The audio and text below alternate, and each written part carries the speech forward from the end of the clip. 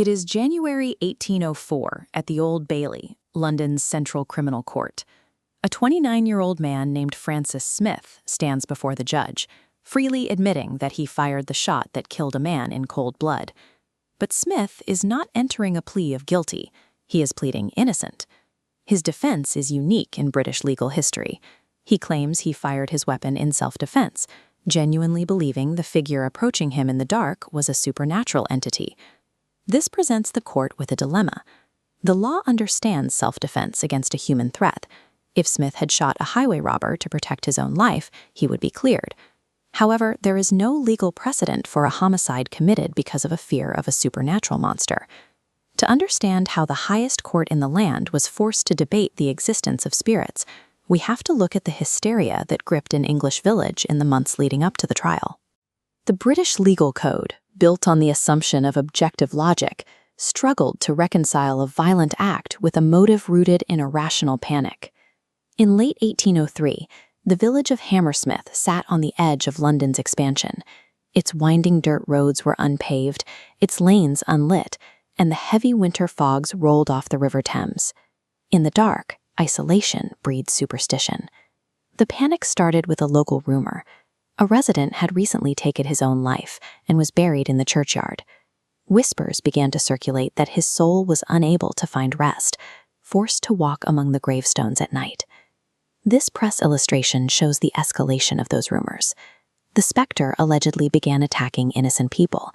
A servant boy claimed a pair of hands grabbed him by the throat. Shortly after, a pregnant woman walking past the churchyard was chased down by a towering figure in a white shroud. She collapsed from shock, and the local lore insists she never woke up. Residents began locking their doors at sunset, but the growing legend also provided cover for opportunists. A local shoemaker named John Graham decided to drape himself in a white blanket and hide in the alleys to terrify his young apprentice as a prank. The dangerous psychological contagion of mass hysteria had fully taken hold, blurring the distinction between late-night pranksters and genuine monsters.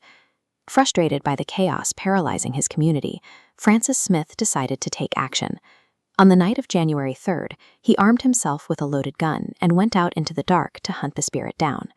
At that same time, a 22-year-old bricklayer named Thomas Millwood was walking to his parents' house. As was standard for his trade, Millwood was dressed in a white linen uniform, white trousers, a white waistcoat, and a white apron. Both men were navigating a pitch-black winding path called Black Lion Lane.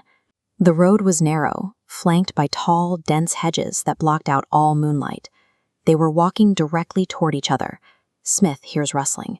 He peers into the blackness and spots a white shape moving toward him. "Damn you! Who are you and what are you?" he shouts. Silence. The figure keeps moving. Smith's nerve breaks.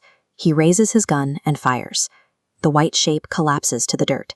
Smith approaches, expecting to find a vanquished spirit. Instead, he finds Thomas Millwood bleeding out, a single musket ball having passed through his jaw. He had killed a man. Millwood's tragic death followed the direct intersection of communal paranoia and an individual's decision to arm himself against a shadow. Back in the courtroom, the jury was torn. Smith was visibly distraught. Recognizing his genuine terror, the jury returned after an hour of deliberation with a verdict of manslaughter. The judge flatly rejected the jury's attempt at leniency. Under the law at the time, an intentional kill branches into exactly two outcomes. Either the target was an actual threat, making it self-defense, or the target was innocent, making it murder.